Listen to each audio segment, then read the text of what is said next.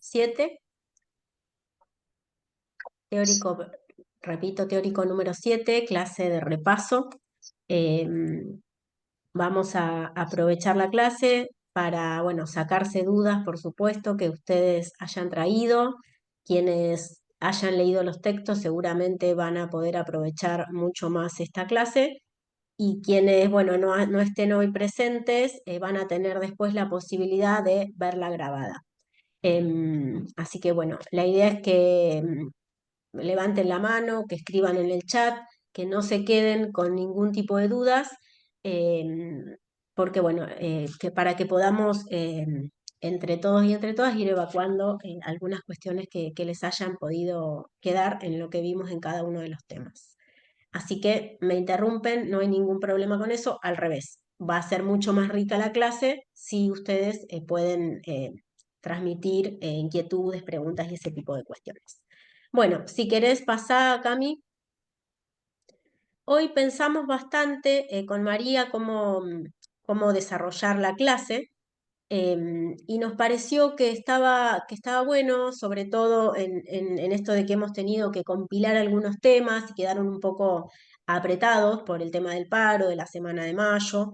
Así que bueno, la idea es desarrollar los conceptos principales de cada uno de los temas que fuimos trabajando. Como ustedes ven ahí, está en una de las columnas todo el módulo de Estado, de políticas públicas y de organizaciones, que son los tres pilares que hemos ido trabajando a lo largo de las clases que compartimos.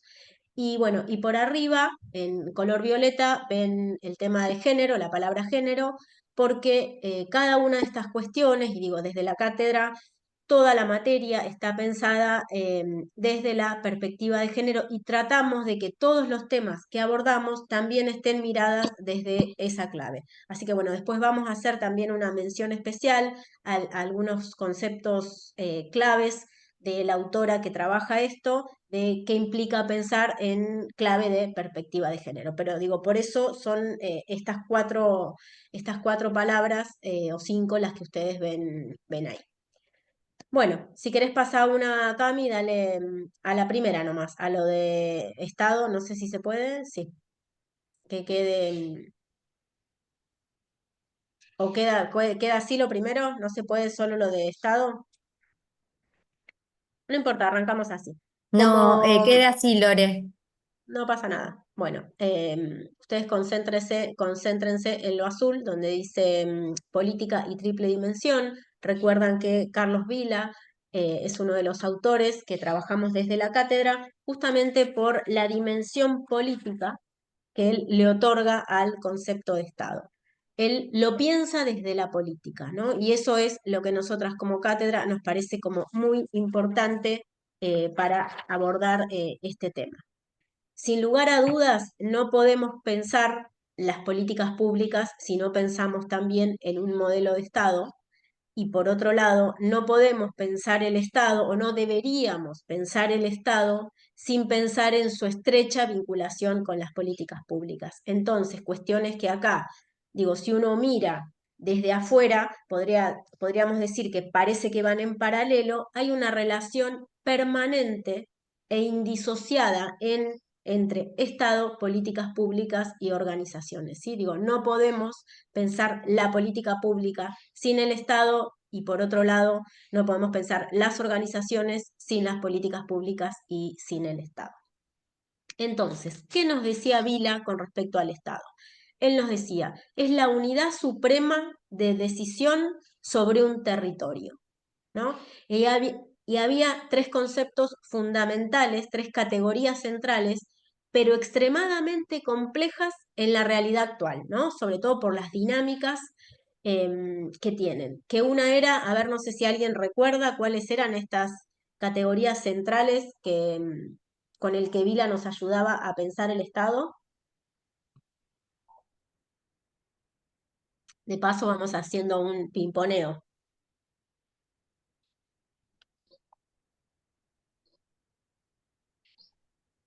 un apunte ahí, una tomada de nota de la clase. Creo que se refiere a la estructura de poder, al sistema de gestión y a los productores de identidades. Bien, bueno, gracias Santiago por tu aporte. Exactamente, eso es lo que la triple dimensión que Vilas nos dice al definir el Estado. Él lo piensa desde ahí, dice, propongo pensar el Estado desde la política, es decir, reflexionar sobre la triple dimensión política del Estado. ¿Qué es esto? ¿Qué es el Estado como estructura de poder, como sistema de gestión y como productor de identidades? Ahí le podés dar, Cami, otro tilde. Estoy yo, Lore, pasando el PPT. Ah, Llega hasta ahí porque después pasa a política pública. porque me sale la mitad entonces. ¿No, no se ve estructura de poder, No, sistema de gestión? ¿No no, lo yo están no lo viendo? veo. ¿Ustedes lo ven? No, no, tampoco se ve. Va, yo por lo menos no Bueno, lo veo. A ver, No, no lo vemos. bueno, igual después no pasa un nada, momento, a ver si lo podemos resolver. lo van a tener en el Power. Mientras Majo trata de resolver Voy a la probar de cuestión, nuevo, ¿sí? bien, mientras Majo sigue probando eso, recordamos, ¿no? Digo, Vilas nos dice, bueno, la estructura de poder está vinculada con una actividad práctica que se desarrolla cuando el procesamiento o resolución del conflicto. Disculpen, Sí, ahí ¿ahí está, se ve? ahí sí se ve, Ahí. Sí, perfecto, sí. bien. Em, Resolución del conflicto sobre el modo de organización del conjunto social requieren el ejercicio del poder. Fíjense, ¿no? Requieren del ejercicio del poder. Y esperen que tengo acá como para traducirles, digo, en palabras más clave, la estructura de poder nos habla de las relaciones jerárquicas y de dominación que existen dentro del Estado. Y por otro lado, entre el Estado y la sociedad. ¿Qué es la estructura de poder? Es poder hacer foco en ver cómo se distribuye el poder, ¿sí? Y qué actores entran a jugar en esta distribución del poder. Esta concepción de Vila sobre la estructura de poder reconoce que el Estado no es algo homogéneo, sino que hay hacia adentro del Estado y entre el Estado y la sociedad un juego de tensión permanente, de dinámicas permanentes, donde el poder, ¿sí? Y la distribución de ese poder está en permanente movimiento. Digo, pero esto es clave en Vila pensarlo, por qué él lo piensa, perdón, como estructura de poder. La segunda dimensión, él nos habla del sistema de gestión. Bueno, el sistema de gestión, les voy a leer exactamente la definición, pero ahora la explicamos, es la dimensión operativa. Constituye el modo en que un Estado lleva a cabo la administración de sus recursos y la gestión, fíjense cómo entra la palabra gestión y recursos, de sus políticas, ¿no? Entonces, bueno, el sistema de gestión está vinculado a cómo organizamos la administración de recursos para poder llevar adelante las políticas públicas que querramos llevar, ¿no? Digo, esto tiene que ver con los procedimientos, con todo lo administrativo, con los presupuestos. Y Vila, a este punto, digo, si bien los tres son importantes, él dice, este punto es muy, muy importante porque nos va a hablar de la capacidad o incapacidad que tengan los estados para llevar adelante las políticas públicas y por lo tanto, y sobre todo, diríamos, para resolver los problemas que la sociedad necesita, ¿no? Entonces digo, eso es el sistema de gestión. Y la tercera dimensión tiene que ver como el Estado como productor de identidades. ¿Sí? Acá dice, el Estado nombra a su población y al nombrarla la constituye en sujeto portador de derechos, responsabilidades y obligaciones. Nombrar implica asignar un sentido y un significado a lo nombrado, es decir, asignarle una identidad.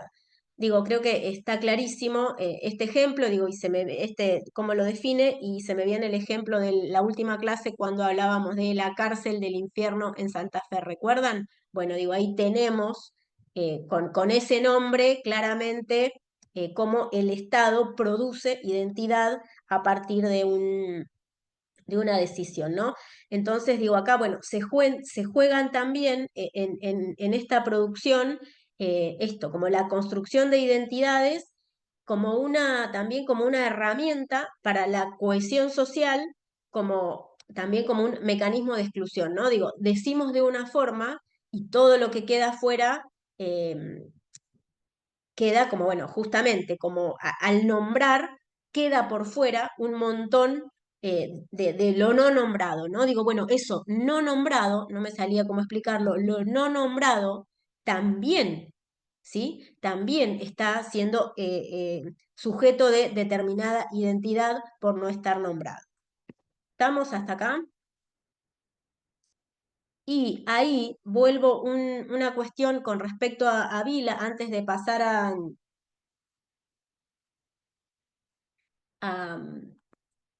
a políticas públicas, algo también muy importante con respecto a la mirada sobre el Estado. Él nos dice, bueno, hay tres también cuestiones centrales, que son la soberanía, la legitimidad y la independencia para pensar el Estado, ¿no?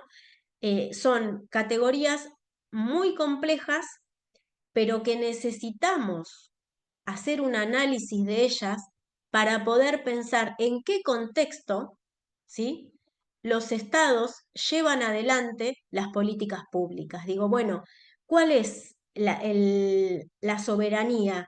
Lo que implica la capacidad qué capacidad tienen los estados para ejercer, ¿sí?, para ejercer o al revés, o para limitar la presión de poderes externos, ¿no? Sobre todo, digo, en los contextos actuales, no podemos dejar de pensar al Estado desde estas tres cuestiones también: la soberanía, la legitimidad y la independencia. Esto lo tienen, digo, esto lo desarrollamos bastante, así que no voy a profundizar más porque quiero dejar la clase para algunas otras cuestiones que nos faltó tiempo. Sobre esto sí me acuerdo que lo trabajamos bastante. Estamos hasta acá con el tema de Estado y la triple dimensión. ¿Preguntas, dudas? ¿Se entendió? Muy en silencio todo el mundo. Yo creo ¿Eh? que ya no queda ninguna duda.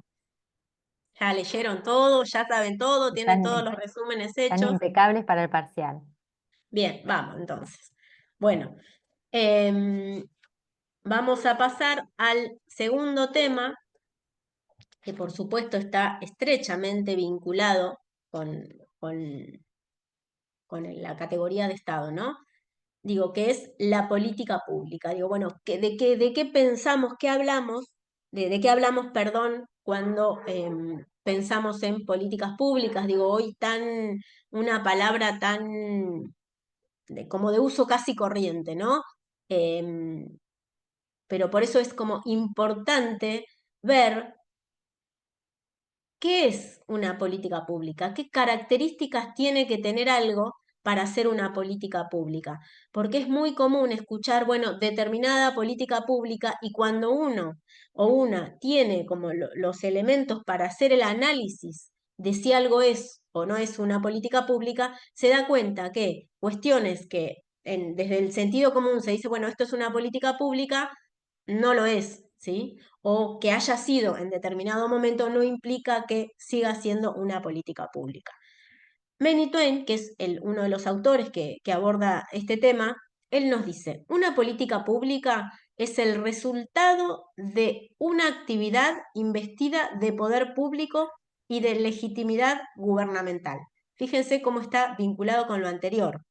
Digo, no podemos pensar una política pública si no la pensamos desde el Estado. Es el Estado, ¿sí?, quien tiene la autoridad para llevar adelante una política pública. Después vamos a ir viendo cómo hay un montón de actores que hacen que algo se transforme en política pública, ¿sí? Por la presión que ejercen, por la correlación de fuerzas, por capacidad para ejercer poder en determinados momentos y que el Estado tome eso y lo transforme en una política pública.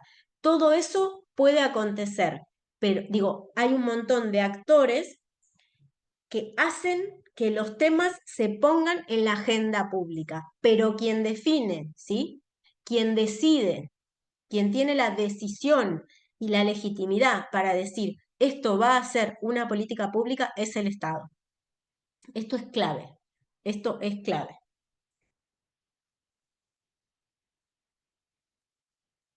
Entonces, es muy importante también comprender, ¿no? Nosotros, no sé si se acuerdan que hablábamos de la política pública en movimiento, que todo el tiempo cuando hagamos el análisis de las políticas públicas, digo, a partir de las herramientas que le estamos brindando en la materia, siempre es importantísimo entenderlas y pensarlas en movimiento, ¿no? A mí me gusta decir más como en clave de película y no de foto, ¿no? Sino que cada política pública tiene que ver con un determinado momento histórico, ¿sí? Tiene que ver con también con temas que por determinadas razones llegaron a transformarse en política pública y siempre están vinculadas con algo que ocurre en determinado momento.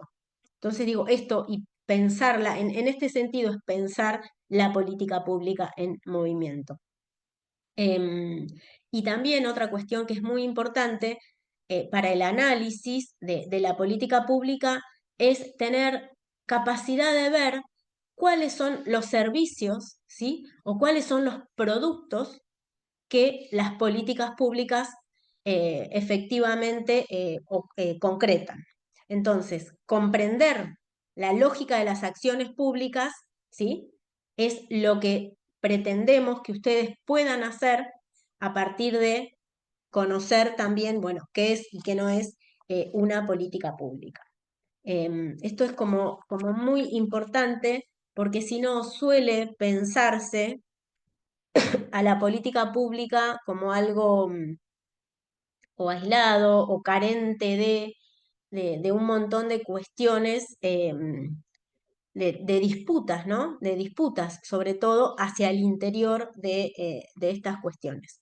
Entonces, comprender lo que es una política pública, comprender lo que es la dinámica de una política pública, nos va a permitir direccionar también aciertos, ¿sí? Cuestiones que a partir de la evaluación entendemos que hay que modificar, que hay que mejorar las condiciones, ¿sí? Para esa política pública. Entonces, digo, es como clave entenderla en esta lógica. ¿Qué capacidad tiene o no una política pública de dar respuesta a un problema público? Cuando dejamos de analizarla, estamos en un riesgo, digo, es como sobre todo a, a quienes nos dedicamos a estas cuestiones, digo, cuando perdemos esta mirada crítica o esta capacidad de análisis sobre una política pública, a veces perdemos el sentido, no solo de lo que estamos haciendo, sino de un montón de cuestiones que vemos o que nos tocan implementar porque dejamos de analizar. ¿Sí? Digo, bueno, entonces no perder esta capacidad de análisis y de entender qué implica, qué hay atrás, qué hay por delante, cuáles son las hipótesis de una política pública, es parte fundamental no solo de nuestra formación, sino de nuestro ejercicio profesional. Y otra cuestión también clave es esto, es que ojalá ustedes, a partir de los temas que trabajamos, les queden elementos para hacer este testeo, les diría casi permanentemente en la cotidianeidad de los espacios donde van a trabajar. Porque es muy común que a veces determinadas políticas públicas arranquen con fuerza, con entusiasmo, con recursos, y después, por falta de evaluación, por falta de decisión política para sostenerlas, se vayan como diluyendo, ¿no? Entonces, cuestiones que sirvieron en determinado momento para implementar esa política pública dejan de hacerlo. Y un montón de veces seguimos funcionando como en automático sin hacer un buen análisis de qué está pasando con esa política pública. Ahí, insisto, es clave el trabajo, clave. Sí, Claudia, exactamente. El testeo, digo, ahí la evaluación, fíjate, está buenísimo lo que traes porque es lo que sigue. es la evaluación, de paso me das el pie para vincularlo con las características, eh, es la evaluación y la mirada crítica y compleja lo que nos va a permitir ir chequeando si estamos bien, digo, si vamos de una manera pertinente con la implementación o con el diseño de una política pública. Ahora Lore. vamos a pasar al... Sí, ¿había una pregunta? No, quería hacer un aporte, digo, Bienvenido. en este sentido de esta relación que estabas planteando entre las políticas públicas y el trabajo social. Fíjense, estos dos temas modulares o estos temas centrales del primer módulo, que es Estado y política pública, ¿no? Lore recién situaba, bueno, tenemos una manera de entender el Estado desde la política y cómo esa concepción sobre el Estado nos mete de lleno a la concepción sobre política pública, que está imbrincada de lo conflictivo, de lo complejo, de este dinamismo, ¿no?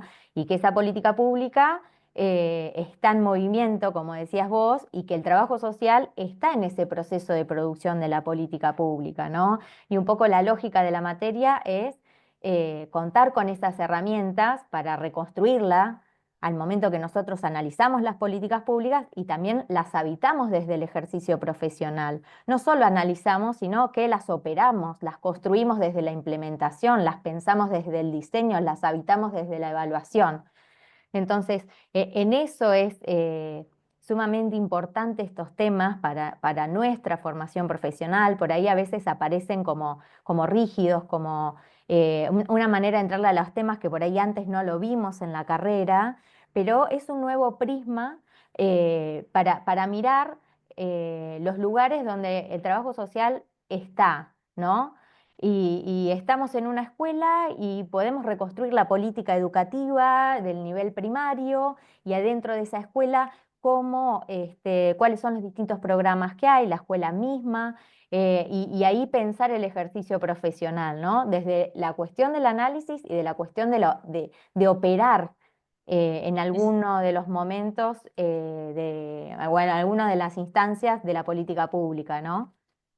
Tal cual, lo que trae Majo es muy claro y justamente me hizo recordar un ejemplo que viví hoy a la mañana. Lo cuento porque también digo, tiene que ver con esto que planteaba Majo en la unidad 33, hay madres con hijos. Hubo una reunión de una mesa técnica donde creo que la mitad eran trabajadores y trabajadoras sociales. Y las intervenciones, la discusión era, o sea, estábamos 3 o 4 ministerios juntos viendo, fíjense la delicadeza del tema, quién era quién de todos los que estábamos ahí, o en representación de los distintos organismos, quienes les tenían que decir a las mamás que sus hijos no podían más estar con ellas en las unidades. Durísimo el tema, digo, duros sí los hay.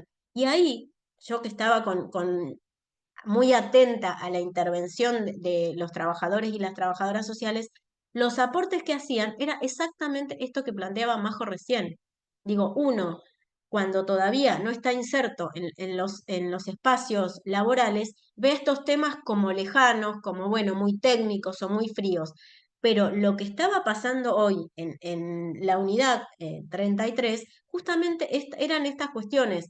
Lo que planteaban eh, eh, los trabajadores sociales y las trabajadoras sociales tenían que ver con esto, con cuestiones que veían que la política pública, por más que desde el diseño estaba o se la podía ver completa, ellos decían, no, eso no ocurre por esto y por esto. Entonces, y justo, pero miren, así lo dijo un trabajador social, dijo, ¿por qué? Dijo, ustedes que tienen acceso a quienes toman las decisiones en el diseño, cuéntenles que eso que diseñaron en esta unidad no ocurre. Así era. O sea, y fue exactamente esto que estamos hablando acá y que Majo recién nos traía con el ejemplo.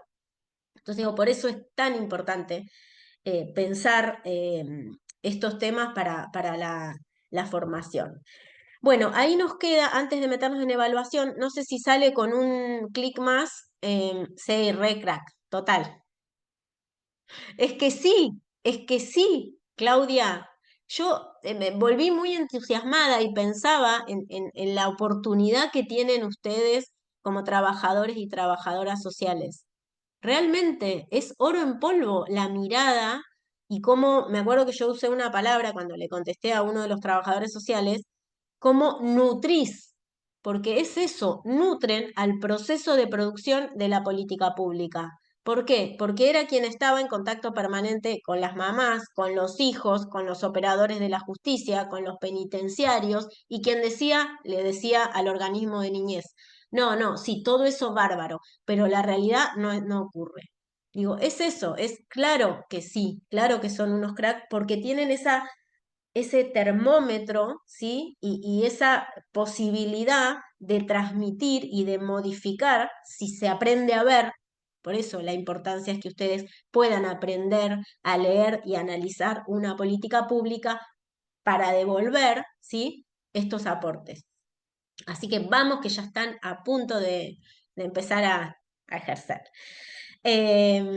Bueno, después no, bien, ahí digo también no voy a desarrollar mucho sobre esto porque es algo sencillo que está bien explicado en los textos y también lo hemos visto con detenimiento, pero lo repaso de todas maneras.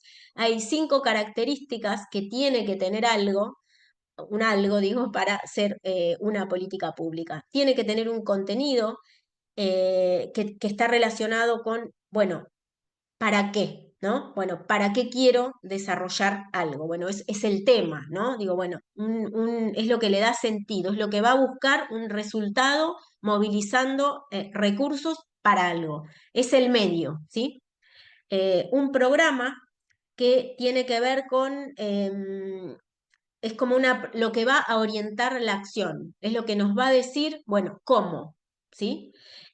Por ejemplo, una vivienda si yo quiero hacer un programa de viviendas o perdón, algo de políticas públicas vinculado a infraestructura y quiero armar un plan de viviendas, digo, bueno, eso tiene también un sentido, un para qué.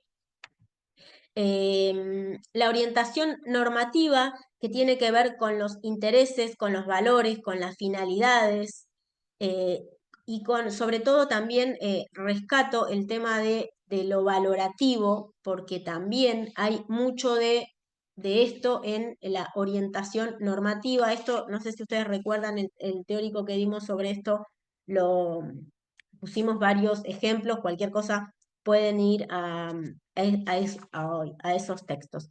El cuarto es un factor de coerción que, volvemos a lo mismo, digo, es el Estado, a partir de la legitimidad, quien tiene la capacidad de ejercer, ¿sí?, el poder público sobre determinado tema. Entonces, es quien dice cuál es la norma, ¿sí? Cuál es el procedimiento, quién regula, quién mide, quién condena, quién castiga, a quien incumple con determinadas cuestiones. Y lo último es una competencia social que tiene que ver con un montón de otros actores que no siempre están relacionados con el Estado, ¿sí? Que de alguna u otra forma tienen injerencia sobre la política pública. Eso está, no sé si hay alguna pregunta con respecto a esto, pero digo, también esto lo desarrollamos bastante cuando dimos este teórico. Quiero ir rápido porque son un montón de temas, pero bueno, ustedes cualquier cosa me van diciendo. ¿Estamos hasta acá? Venimos bien. Bueno, bien. Evaluación. Esperen que... ¿Dónde tengo la evaluación? Bueno, la autora en realidad que trabajamos con respecto al tema de evaluación es Amaya.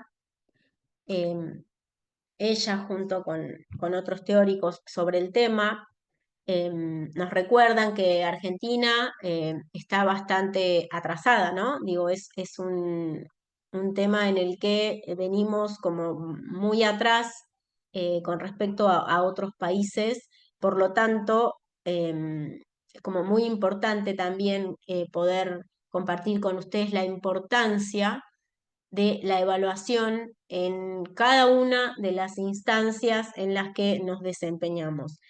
Y una de las cuestiones que me acuerdo que dice Amaya es el preguntarnos para qué evaluamos, para quiénes evaluamos, ¿no? Digo, arrancar el tema de evaluación haciéndonos estas preguntas va a hacer que tengamos o que podamos desarrollar nuestra tarea de la mejor manera posible.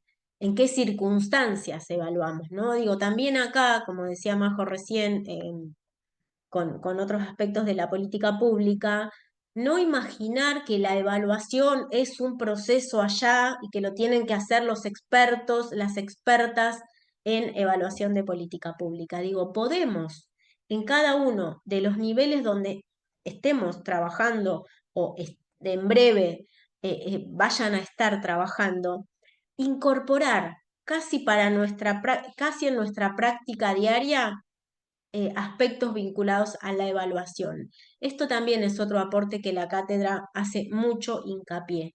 Digo, en que no pensemos a la evaluación como algo alejado, sino que la incorporemos casi como una práctica, realmente, como una práctica diaria de lo que queremos llevar adelante. Y otra pregunta es, bueno, ¿para qué evaluamos, no? Digo, cuando uno o cuando una empieza a evaluar, se anima, porque hay que animarse también a ver si lo que imaginamos, si la hipótesis de la política por la que la creamos o de la que somos parte, está efectivamente teniendo el impacto que imaginamos que iba a tener. Muchísimas veces, como también lo hablamos en el teórico de evaluación, no se evalúa o se evalúa al final cuando ya no hay tiempo, ¿sí?, para reajustar, modificar y volver a salir. Entonces es muy común que al estar tan carentes de evaluación, ocurre esto que veíamos, que vamos en automático reproduciendo lógicas, muchísimas veces nos pasa a todos y a todas, que porque no han sido evaluadas ni antes, ni durante, ni después, ¿sí?, no solo no generan el impacto, sino que desde antes no necesitamos evaluar el impacto para saber que ese problema público o esa partecita de un problema público que quisimos resolver no está dando los resultados esperados. Claudia nos pregunta por qué Argentina está tan atrasada en esto. Y es una buena pregunta. Yo creo que tiene que ver también con una cultura, con una escasez o con poca cultura. Ahora, digo, en los últimos 10, 15 años se avanzó muchísimo y hay organismos, o había por lo menos hasta el nuevo gobierno a nivel nacional, había mucho presupuesto para esto, había organismos especializados en esto, digo, de 20 años acá. Pero hay mucha resistencia también en los niveles intermedios. A veces hay organismos grandes, ¿sí?, que tienen como su objetivo el avanzar en temas de evaluación, pero no penetra, ¿sí? Es como que no logra atravesar a otros niveles de decisores de política pública. Entonces, suele haber algunos programas o proyectos, bueno, digo, proyectos interesantes de evaluación, pero no perforan, ¿no? No perforan a niveles menores. Entonces, digo, por miedo, por temor, por falta de presupuesto, como hay también los recursos son tan escasos, lo que está instalado es que muchas veces, ¿no? Que bueno, no, evaluamos después, hagamos, como que las cuestiones electorales también marcan mucho esto. Digo, yo creo que ahí a Argentina se le juega muchísimo el hecho de que haya elecciones cada 2 años. Esto es a título personal, ¿eh? Digo, pero la cuestión electoral que atraviesa y corta la gestión permanentemente, para mí es un factor que le juega en contra a la evaluación. Pero acá estoy como opinando más, sí, más como socióloga personal, cuáles son los motivos, pero creo que algo de eso debe tener que ver, y también con la falta de cultura en cuanto a estos temas, ¿no? Digo, bueno, no está desarrollada aún. Vamos bien, pero nos falta mucho. Con respecto a evaluación, bueno, antes de meterme en los tipos de evaluación, esto, ¿no? Como rescatar y poder diferenciar cuando estamos hablando de una evaluación sistemática y cuando estamos hablando de un análisis eh, marcado por subjetividades. Por supuesto, la subjetividad es parte de todo proceso, pero la diferencia de una evaluación seria tiene que ver con eso, con criterios, con establecer el para dónde, con establecer el sentido de lo que quiero evaluar, con el poder tener la mirada de distintos actores sobre lo que quiero evaluar. Entonces digo, acá sí es como muy importante el poder diferenciar, ¿sí?, de procesos asistemáticos. Digo que bueno, voy y evalúo. Recuerdan que había una imagen de una funcionaria recorriendo una obra pública, ¿no? Digo, puede ser eso parte de un proceso de evaluación, pero que una funcionaria vaya a mirar una obra o algo que esté aconteciendo no necesariamente habla de un proceso evaluativo. Puede ser que lo sea, que como parte de ese proceso evaluativo alguien tenga que ir a mirar, supervisión directa, diríamos, bueno, a ver qué está ocurriendo, pero ahí es donde no nos tenemos que confundir, y que funcionarios pasen a mirar lo que estamos haciendo no necesariamente implica que se está desarrollando una evaluación, un proceso evaluativo serio de una política pública. Estamos lamentablemente más acostumbrados a esto, como a procesos asistemáticos, ¿no? Bueno, a fin de año, bueno, evaluamos, pero no teníamos parámetros, no establecimos criterios, no definimos quién, cómo, cuándo, dónde vamos a evaluar. Entonces, sin esas cuestiones centrales es muy difícil poder decir que realizamos un proceso evaluativo.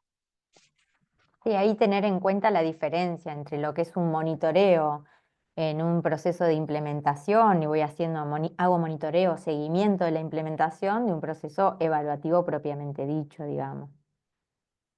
Exacto, está muy bueno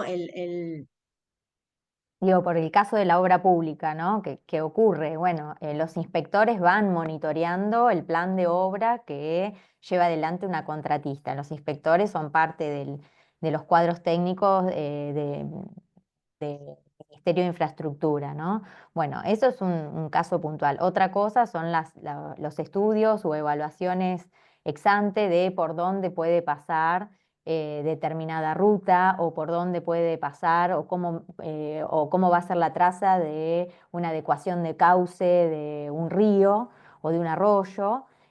Bueno, ahí se hacen unos análisis ex ante muy intensos, donde también participa el Ministerio de Ambiente, ¿no? Y hace su objeción. Digo, bueno, eso está súper estandarizado y es un proceso evaluativo que se pone como requisito muchas veces para acceder a los financiamientos internacionales para eh, financiar, digamos, esa obra pública, por ejemplo. eh, clarísimo, Majo, con el ejemplo que nos compartías.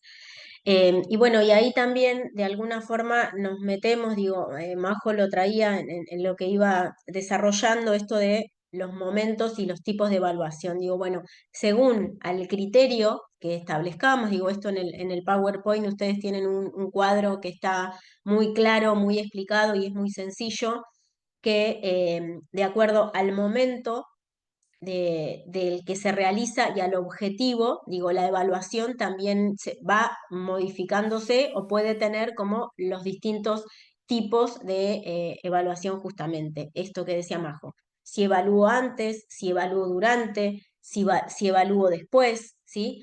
Si es, también otro criterio puede ser, bueno, ¿quién realiza la evaluación? La realizamos desde adentro del lugar, la realiza alguien que viene desde afuera a evaluar y a mirar lo que estamos haciendo, una evaluación mixta que combina alguien desde adentro, pero alguien también desde afuera, una evaluación participativa, que es donde metemos también a los destinatarios de determinada política como parte de la evaluación. Digo, pueden ser evaluaciones más amplias, más acotadas. Y también otro de los criterios es, bueno, ¿quién la quiere? ¿Sí? ¿Quién la pide? La evaluación. La piden quienes conducen, la piden los técnicos porque necesitan resolver algunas cuestiones, por ejemplo, presupuestaria, la pide un organismo internacional ajeno, ¿sí? Al que hay que dar respuesta porque puso fondos. Digo, bueno, estos criterios, ¿sí? Nos van a marcar distintos tipos de evaluaciones que vamos a decidir, porque acá volvemos a lo mismo, siempre hay una decisión tecnopolítica de qué forma o cómo queremos llevar adelante esos procesos de evaluación.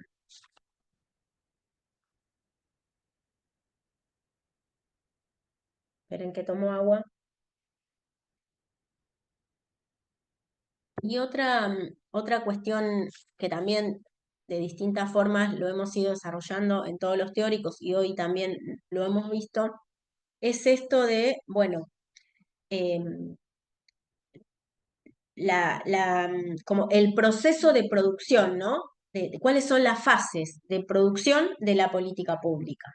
Y esto es indispensable para poder pensar la fase de la evaluación. Bueno, ¿cómo llegamos, ¿sí? a el momento de la evaluación?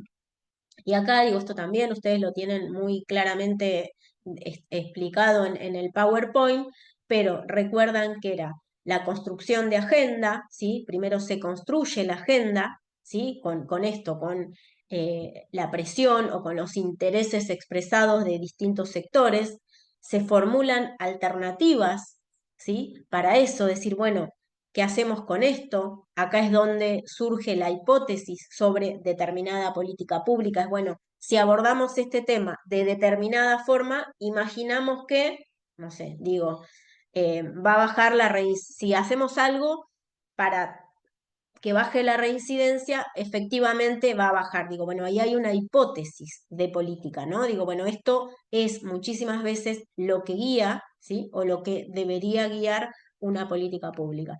Una vez resuelto, entre comillas, porque está bueno que siempre lo pensemos no como etapas, ¿no? Sino como momentos que se van nutriendo, vinculando, modificando, retroalimentando. Digo, no es que, bueno, formulamos las alternativas, listo, ahora pasamos al diseño. Bueno, terminamos el diseño, ahora pasamos a la implementación. Digo, una buena política pública o la mejor política que se pueda es cuando estas fases se van vinculando entre una y otra, ¿no? Digo, cuando el diseño no es un diseño acabado y cerrado, sino que permite que quienes implementen puedan contarnos y puedan nutrirnos a partir de su experiencia modificaciones y reajustes para el diseño de esa política.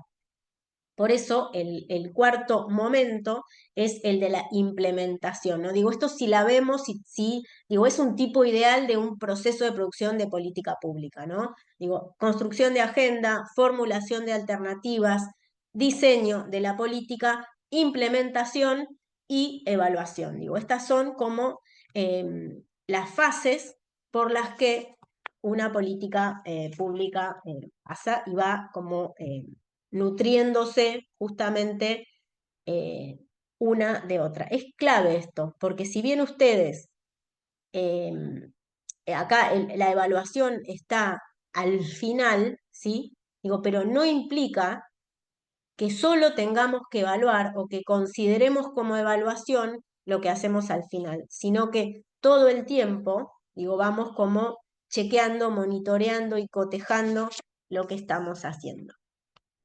Y lo último, que bueno, es la definición que nos plantea Paula Maya sobre el tipo de evaluación, que nosotras también es sobre el que elegimos trabajar cuando hacemos evaluación de política pública, es pensar a la evaluación de una manera integral, ¿no? Como un proceso articulado entre el diseño y la implementación, que es un poco lo que les decía recién, digo, eso es un modelo de evaluación integral. Una reflexión compleja y participativa, fíjense acá, ¿no? Compleja y participativa, digo, dos palabras claves, porque uno, digo, desde la lógica, por ahí, si no está en el tema, ¿qué pensaría? Bueno, evalúan los expertos, ¿sí? llamo a alguien para que evalúe y con una vara que no sabemos qué vara es en la mayoría de los casos, nos dicen si vamos bien, si vamos mal o dónde tenemos que ajustar.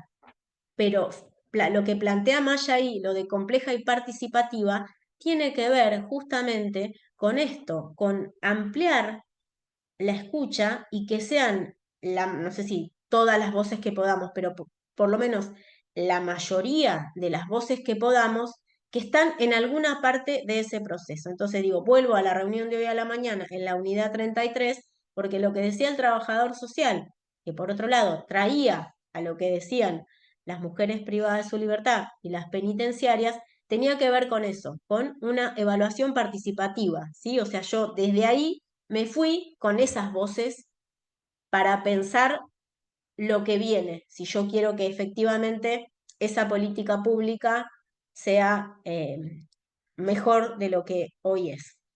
Otra de las cuestiones que nos plantea Maya con respecto a la evaluación integral es que incluye el análisis y la comunicación de información útiles para la mejora de procesos y resultados.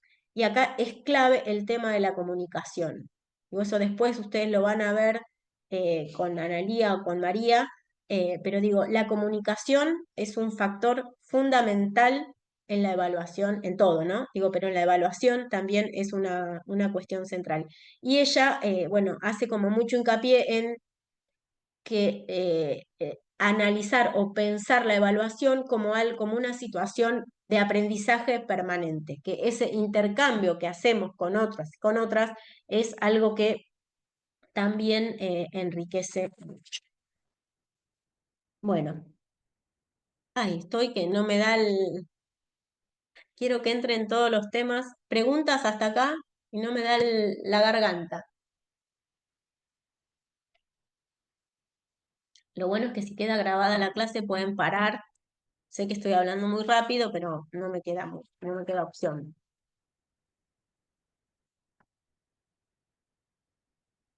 Acá hay otro, les leo otro parrafito de Amaya que dice, la evaluación es una estrategia central en los procesos de planificación y gestión a la que no podemos ni debemos renunciar si queremos contribuir a mejorar la calidad de las intervenciones en las que participamos y o tenemos algún nivel de responsabilidad. Fíjense qué importante, no dice si sos el ministro, la ministra o el subsecretario, algún nivel de responsabilidad, no importa cuál, pero tener incorporado los procesos evaluativos va a enriquecer sin dudas la política pública. No, pero hay Bueno, una cosa para reforzar que un poco se dijo ya, pero esto de que así como nosotros decimos, bueno, las evaluaciones en los procesos de formación no pueden estar desenganchadas de todo lo que es justamente ese proceso de aprendizaje, tiene que ser una instancia más de aprendizaje, ¿no? No puede ser algo ajeno a lo que se vino trabajando. En la misma lógica, cuando se diseña un proceso de evaluación o se arma un proceso de evaluación, en el marco de cualquier política, ¿no? Porque también eso tiene que tener un sentido y el uso de esa información también tiene que tener un sentido posterior. Entonces, digo, eso también es importante. ¿Qué se hace después con eso que sale de la evaluación, ¿no? Y también hacernos cargo de lo que sale de la evaluación, que muchas veces eso aparece como disociado de lo que pasa en ese, digamos, en el andar de esa política.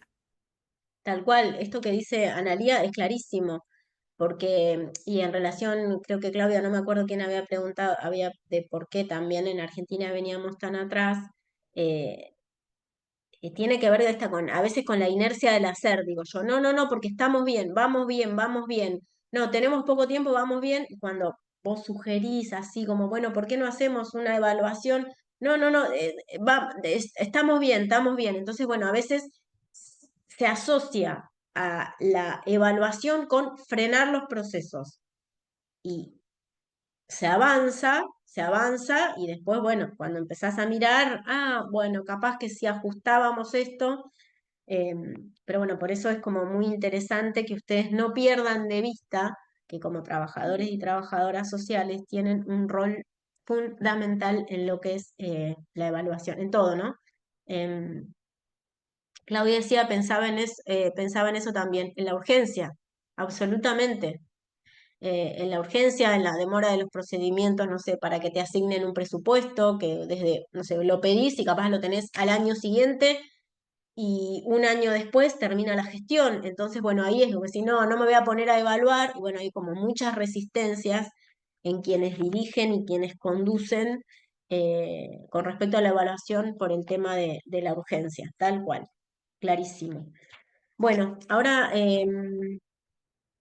vamos a pasar, yo sigo tomando agua porque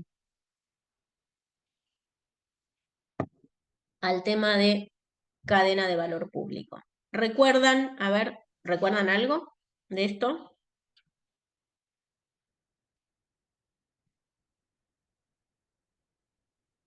Habíamos hablado, no sé si hay algo en el chat, ¿no? Era un aporte que nos hace Jorge Sotelo para pensar y analizar y poder sistematizar información sobre lo que produce cualquier tipo de organización pública. Entonces, la cadena de valor público lo podemos definir como un modelo que permite sistematizar información sobre una organización pública en el marco de procesos de análisis de política pública. Es el Estado agregándole valor o no a la política pública. ¿Se acuerdan que yo decía, es como, bueno, es poner los lentes o poner una lupa real casi, sobre determinada organización y decir, bueno, a ver, efectivamente, ¿qué es lo que produce esta organización? ¿Sí? ¿Qué recursos tiene? ¿Qué tiene que hacer? Operaciones era esto, operaciones era el hacer, ¿sí? Es el acto. Bueno, ¿qué hay que hacer para generar determinados productos? ¿Se acuerdan que hablamos de que toda organización genera algún tipo de producto? O bienes o servicios. Y poníamos el ejemplo de un hospital, ¿no? Que es un servicio, pero también te da un producto si te dan, por ejemplo, una placa. Te hacen una placa, entonces, bueno, vos fuiste a un hospital, te dieron el servicio de la atención de la salud y por otro lado, como producto, te llevas una radiografía. ¿Recuerdan eso? Y el resultado, bueno, ahora igual vamos a desarrollar un poco más esto. El resultado tiene que ver con eso, con lo que genera, ¿sí?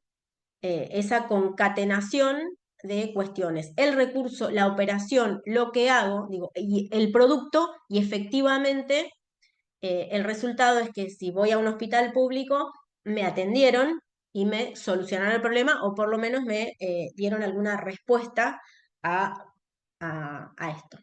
Entonces, cadena de valor público, Sotelo nos dice, es un modelo descriptivo del sector público. Es mirar qué hace el Estado para lograr que las políticas públicas sean lo mejor que puedan.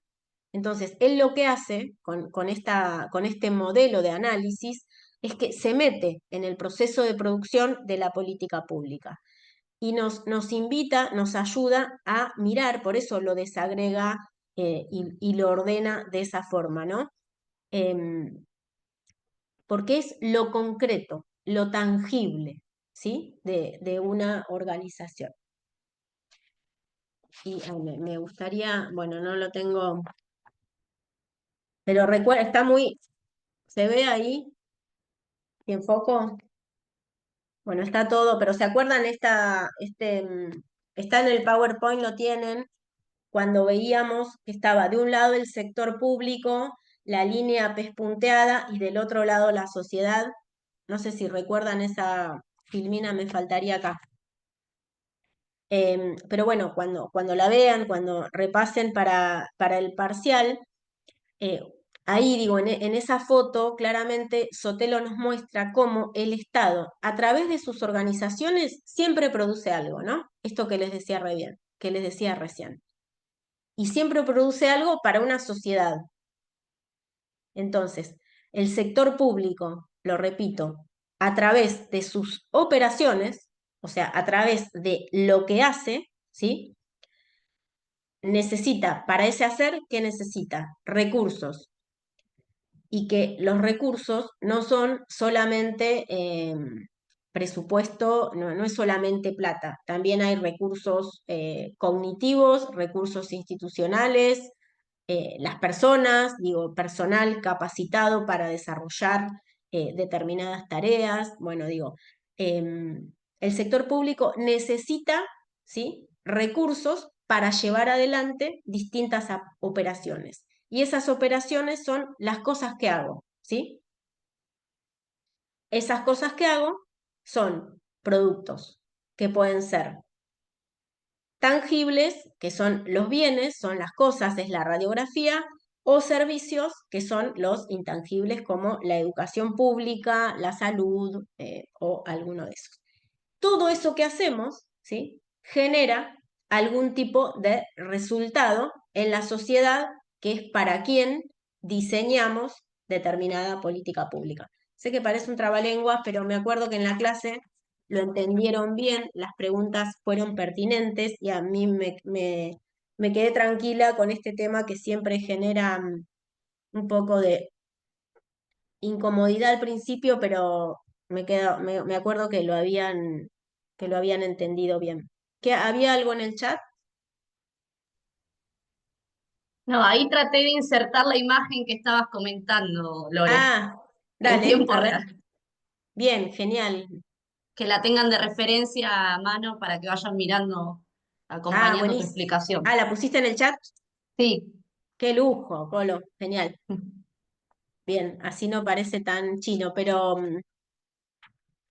me acuerdo que ese tema lo habíamos trabajado bien, habíamos puesto el ejemplo de, ¿se acuerdan de el tema de deudores morosos, de la cuota alimentaria, bueno, lo habíamos trabajado con ese ejemplo, así que cuando miren el PowerPoint está como muy bien explicado. Habíamos hablado esto de, bueno, cuando algo se transforma en un problema público, el Estado lo toma, diseña una política para ello, genera productos, ¿sí?, para dar respuesta a esa política, que en el caso que trabajamos en la clase era el registro de deudores alimentarios, y porque espera un resultado. ¿Cuál era el resultado que se esperaba? A partir de eso era que las mamás que están a cargo de sus hijos no tengan mínimamente garantizada la cuota alimentaria, y eso iba a incidir en que baje la cantidad de niños y niñas que están por debajo de la línea de pobreza.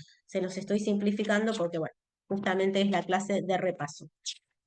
Y el último de este módulo es el modelo de agregación de valor, que está muy vinculado al anterior, pero es cuando Sotelo se da cuenta que él mismo, ¿no? Él mismo va sobre su propio análisis, sobre su propio modelo, y dice, sí, está bárbaro la cadena de valor público, pero hay algunas cuestiones que nos quedan por fuera si solamente miramos a una política pública a partir de estas cuestiones, de los recursos, de las operaciones, de los resultados y de los productos.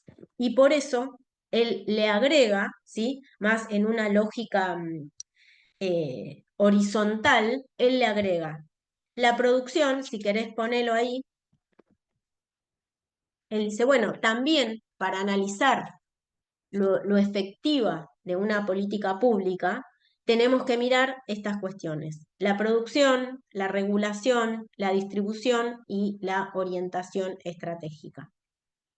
Que también las definiciones las tienen ahí, ahora las repaso, pero quiero dejar tiempo, tenemos que terminar 1:30, y quiero dejar tiempo para organizaciones. Sotelo nos dice, la producción, digo, bueno, es mirar o sea, la producción se expresa, perdón, a través de los bienes o servicios que una organización le entrega a la sociedad. Es un poco lo que hablábamos recién. Pero también es y acá es como muy interesante cómo él mete el tema de la distribución. Bueno, también se expresa a través de las prestaciones dinerarias a la población. Si tiene línea de subsidios, si hay cuestiones reembolsables, digo, qué tipo, cómo distribuye, ¿sí? Cómo se distribuyen estas cuestiones. El tema de la regulación. Bueno, hay instrumentos normativos, ¿sí? Que den cuenta, que ordenen, que regulen justamente a un aspecto de la política pública. Y el último es la orientación estratégica, que se expresa a través de definiciones que constituyen el direccionamiento estratégico. Digo, acá es como la mirada más política, si se quiere, ¿sí?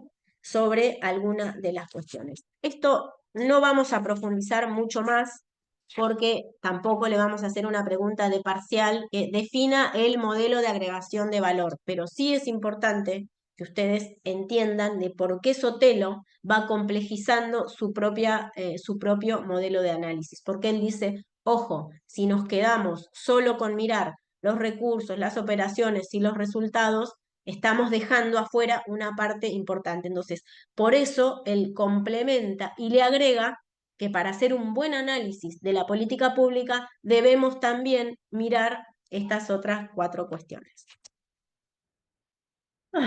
Bueno, Venimos bárbaro, Lore. vos decís, estoy mirando el Sí. reloj. A mí me gustaría agregar sobre lo de Sotelo, que Sabemos que sos lo fanática, vamos. sos la más A mí fanática me de Sotelo, encanta así este que tema, sí. No, que explayate. lo vamos a ver un poquito también en el próximo encuentro sincrónico, con trabajar un poquito la matriz de producción. Eh, También vamos a dejar colgado el video de la clase de Sotelo en el aula, eso se sube hoy, también como para complementar a lo que necesitan para el parcial. Pero me gusta esto que Sotelo nos propone, que es una manera de interrogar a las organizaciones, ¿no? ¿Qué es lo que hacen las organizaciones en ese nivel? ¿Qué es lo que hacen las organizaciones y qué les gustaría en realidad hacer o qué quisieran hacer? Y en ese doble juego es un gran analizador para pensar las organizaciones públicas, las políticas públicas, la producción pública, ¿no? Qué efectivamente hacen y qué en realidad ellos se proponen o quisieran hacer. Eh, en ese sentido también me parece que está bueno Sí, para muy bueno. contribuir sí, a lo que es el módulo sobre política pública, ¿no? Sí, y está buenísimo esto porque muchas veces hay un contraste importante entre lo que imaginan que hacen y lo que efectivamente hacen. Ahí podemos traer de nuevo el tema de la evaluación, ¿no? Digo, es como re interesante esto que plantea Majo. Bueno, y el último tema que vimos en la clase pasada y al que le quiero dedicar un poquito más de tiempo es al de organizaciones. Digo, ¿por qué es fundamental? Porque todos y todas transitamos permanentemente. Transitamos porque o trabajamos en ella o somos parte de alguna o vamos a hacer algún tipo de gestión, alguna organización. Entonces digo, volvemos a lo mismo, a que ustedes busquen la forma de ahora, en este análisis que vamos a hacer sobre cómo están divididas las organizaciones, cómo están conformadas, cómo distribuyen la tarea y un poco en el tema del diseño, en que no las miren como algo, digo, bueno, una organización es, no, una organización es la facultad, una organización es ANSES si tenemos que ir a hacer un trámite, una organización fue la unidad 33 cuando hoy tuve que ir a trabajar, una organización es la Comisión Provincial por la Memoria donde trabajan algunos de ustedes, o digo, bueno, las organizaciones todo el tiempo están, las atravesamos y nos atraviesan en nuestra vida cotidiana, laboral y personal. Entonces digo, desde ahí es donde a ustedes les puede servir mucho entenderlas, conocerlas, saber dónde están parados, cuando empiecen a trabajar en algún equipo o si ya lo están haciendo, decir, ah, bueno, yo estoy acá, soy parte de, si querés ponerlo de las partes, del núcleo operativo, o bueno, o me tocó ser parte del ápice estratégico. Digo, bueno, esto que ahora lo vamos a desarrollar un poquito más, es analizar y tener capacidad de análisis para ver dónde estamos parados, ¿sí? O por ejemplo, si tenemos que hacer una gestión frente a otra organización por un tema laboral, saber si nuestros interlocutores, ¿sí? Si esos actores con los que nos vinculamos son parte del ápice estratégico, son parte del núcleo operativo. Digo, esto ayuda a la gestión, entender cuáles son las partes de una organización y los otros temas también, es algo muy, muy importante para el quehacer de cada uno y de cada una de ustedes. Misber, que bueno, es uno de los autores, son dos autores los que hablan de organizaciones, Misber y Etkin, él nos hace varios, ¿no? Varios aportes. Uno tiene que ver con esto, ¿no? Con identificar las partes de la organización, que ahora los vamos a ver. Que ahí, bueno, esto ya también lo hablamos en la clase pasada, uno es el ápice estratégico, que es, bueno, quienes conducen, quienes toman las decisiones. El ápice estratégico puede llegar a ser una persona o puede ser un grupo de personas, según la forma también en la que se tomen las decisiones. El núcleo de operaciones, que está conformado en general por la mayor cantidad de personas de la organización, ¿sí? Es quienes cumplen, esperen que acá tengo la definición, así se las leo textual. Bueno, no la encuentro. De todas formas la tienen ahí. Pero son quienes desarrollan, ¿sí? La tarea concreta en determinada organización. Ejemplo, en un hospital son los médicos, en una escuela son los maestros y las maestras, ¿sí? El núcleo operativo son la mayoría, fíjense cómo en el dibujo está como ampliado, son la mayoría de los trabajadores y de los trabajos que llevan adelante su tarea. En el medio, ¿sí? Tenemos la línea intermedia, aquí es quien funciona, como dice María siempre cuando da estos temas, como polea de transmisión entre el ápice estratégico y el núcleo de operaciones o núcleo operativo, ¿no? Digo, bueno, son quienes transmiten, ¿sí? La información, las órdenes, y acá es importante esto, porque una buena línea intermedia no solo debería transmitir lo que el ápice decide, ¿sí? Para abajo, sino que una buena línea intermedia debería también escuchar y estar atenta, ¿sí? A lo que ocurre, a lo que dice el núcleo operativo, para que esa información y lo que pasa ahí sirva, ¿sí? Para quien decide las cuestiones más importantes de la organización. Esto es clave para mí, la línea intermedia de y cómo fluye o no fluye la información entre las partes.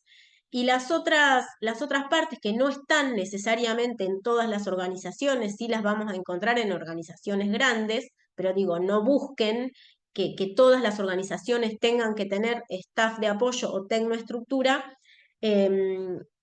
son justamente, bueno, el staff de apoyo es cuando, por ejemplo, tenemos el sistema de correos o el buffet o contratamos a una empresa de limpieza, así que apoya a la organización para determinadas tareas.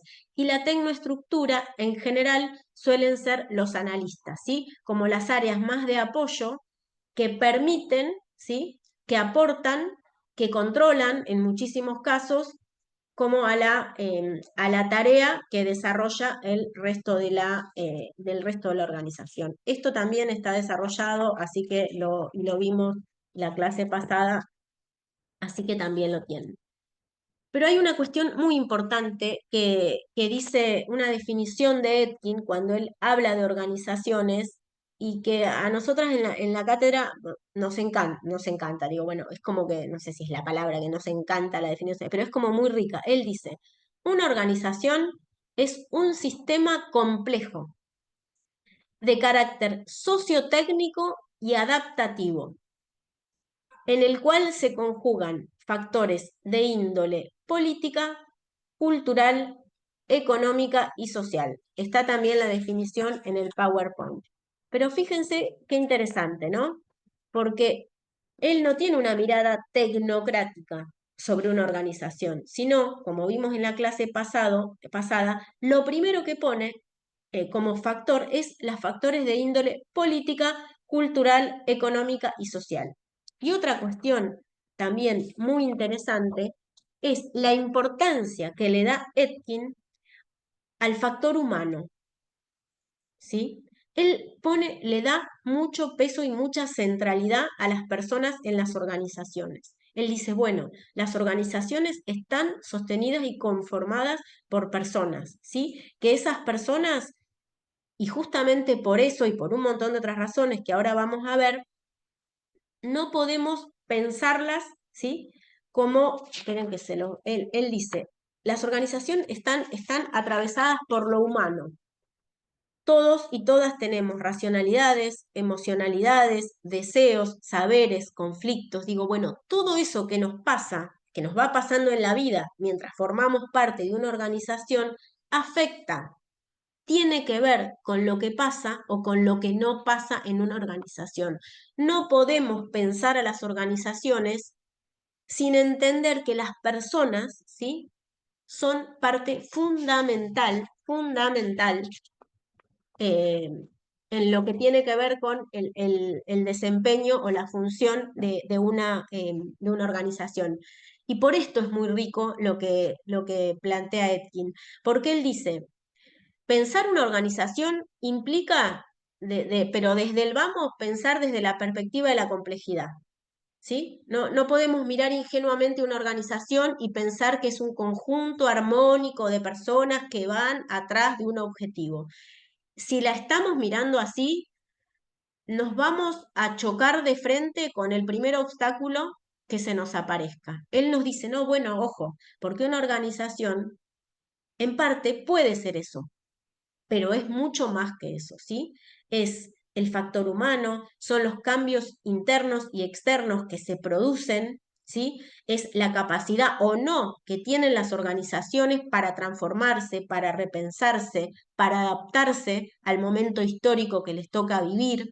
Entonces dice, él hace mucho hincapié en decir, ojo con cómo miramos las organizaciones, ¿sí? No, evitemos miradas simplistas, miradas llanas, porque hay por dentro de las organizaciones no solo partes, que es lo que vimos recién, ¿sí?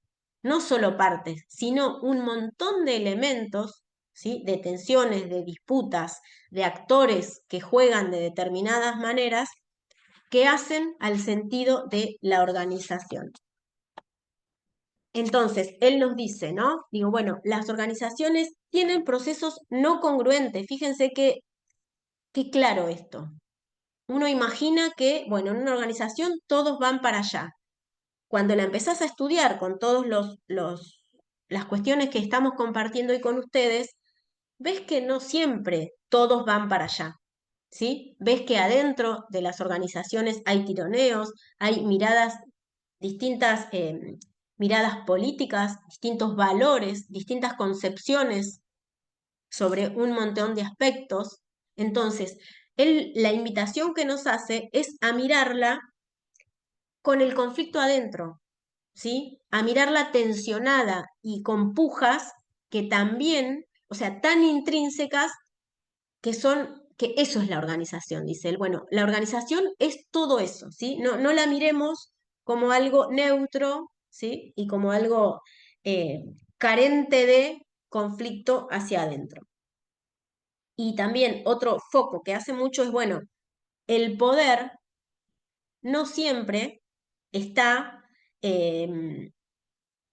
concentrado como uno por ahí, si no conoce la organización, piensa, bueno, quien toma la decisión es tal persona porque es el jefe o la jefa. Bueno, él lo que nos ayuda a pensar es, ojo, hay que analizar cómo está distribuido el poder, porque son muchos actores, y es donde mete el tema de actores, que después lo vamos a ver, que es clave para entender las organizaciones, decir, bueno, ¿quiénes son los actores que toman las decisiones? ¿No son siempre las personas que tienen un cargo o hay un montón de gente que juega papeles fundamentales en las organizaciones porque tienen otro tipo de poder? Digo, bueno, esta es la invitación que nos hace Etkin para pensar y para poder entender el tema. Y después, si querés, con respecto a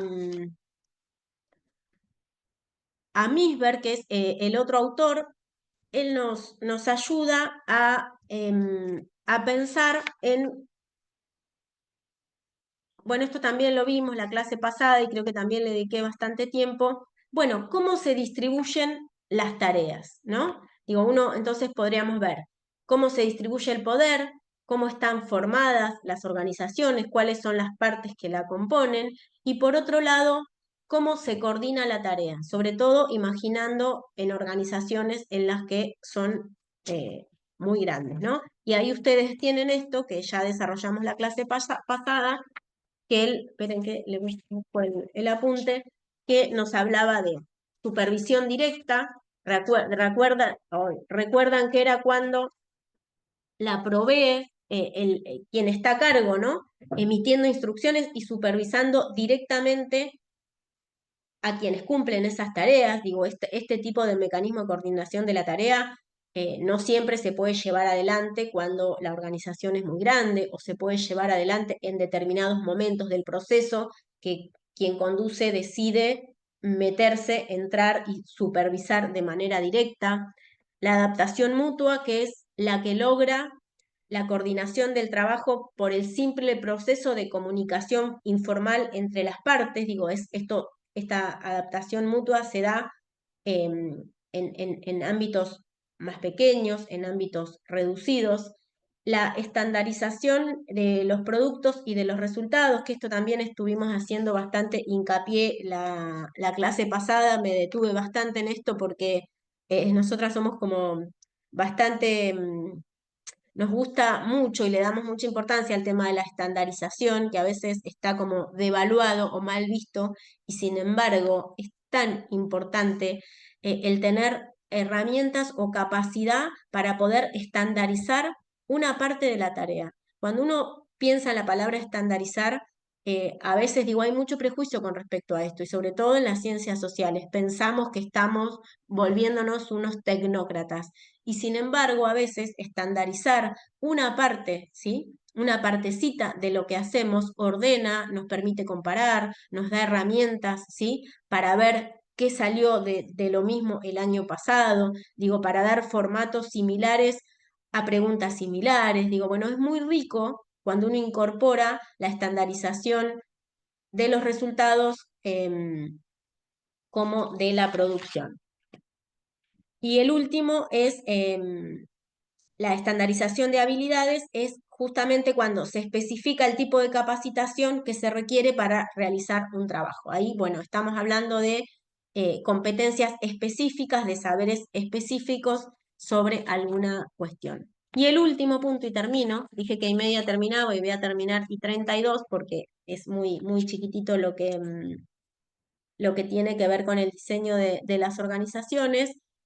También digo, no es que les vamos a preguntar o que van a tener que inventar el organigrama, pero sí es importante que ustedes puedan conocer, ¿sí?, la forma en que se divide el trabajo entre las distintas áreas, cómo se coordinan las tareas, porque justamente lo que un organigrama les va a mostrar a ustedes es la representación gráfica de la estructura de las organizaciones, ¿sí? Es decir, mira vos, acá está la ministra, acá están los 3 subsecretarios, acá están los directores provinciales.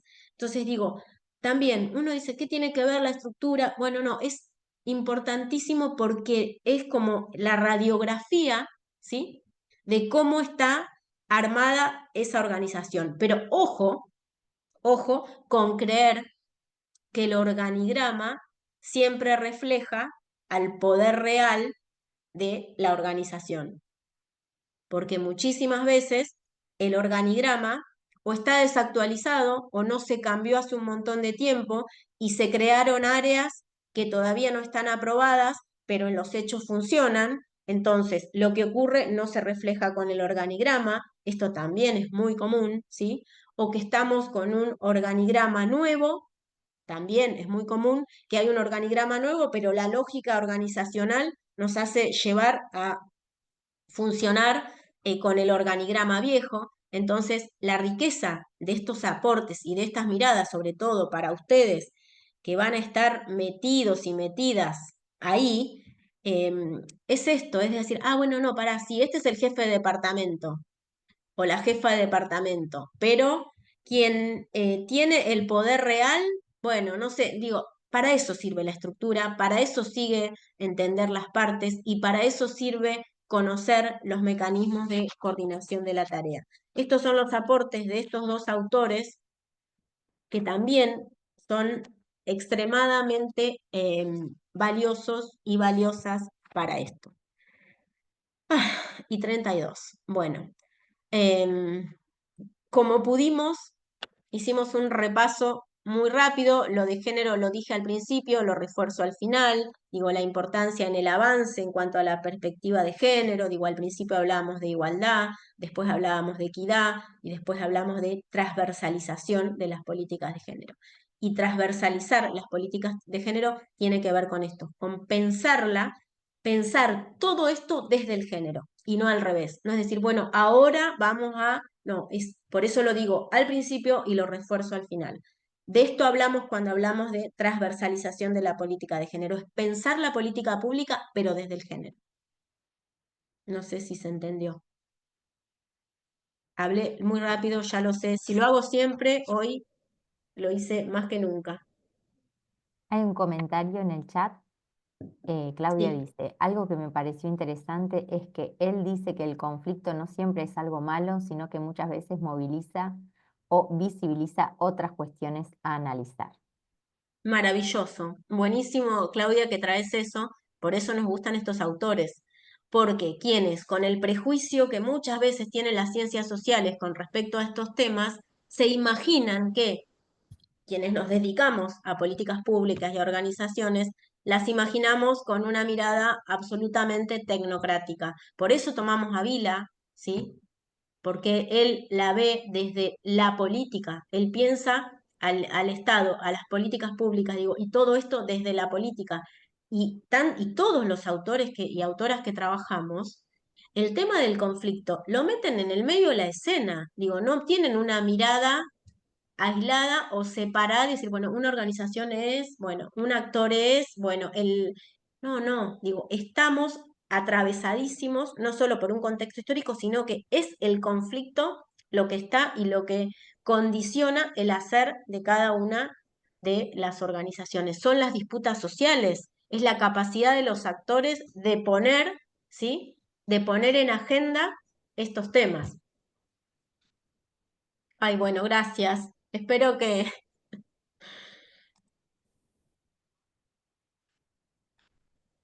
Genial que la haya, clase, profe. Súper repaso. bueno, muchísimas gracias. ¿Dudas, preguntas?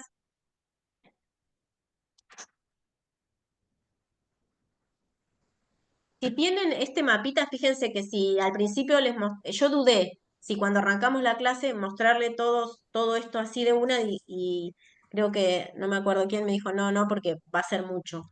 Pero digo, fíjense cómo hasta acá tienen toda la materia. En esto, ustedes tienen toda la materia hasta el momento. Todo lo que vimos está acá. Digo, mejor síntesis que esa es vayan, digo, para lo que vayan estudiando, esto es como el eje articulador, les va a servir, digo, si ustedes se enfocan en esto, no se pueden desorientar.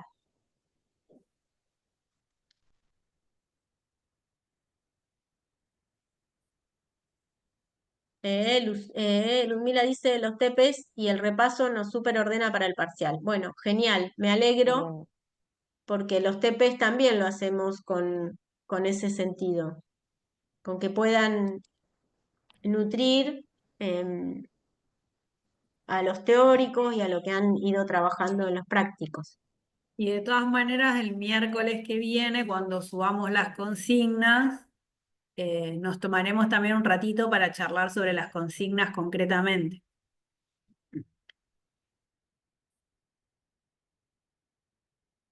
Bueno, me despido a las 4 personas, 5 que hay presentes.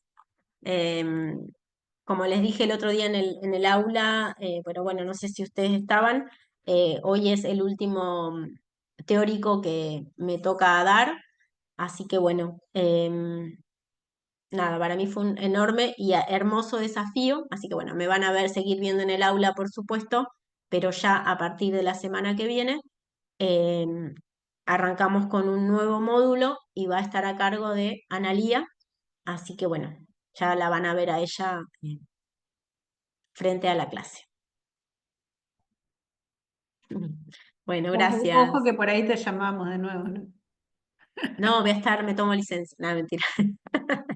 Chiste, chiste, acá estaremos, acá estaremos. Bueno, para mí un placer, realmente. Muchos nervios, pero un placer.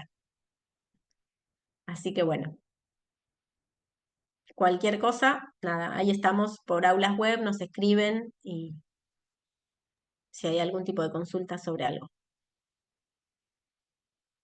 La grabación, fíjate.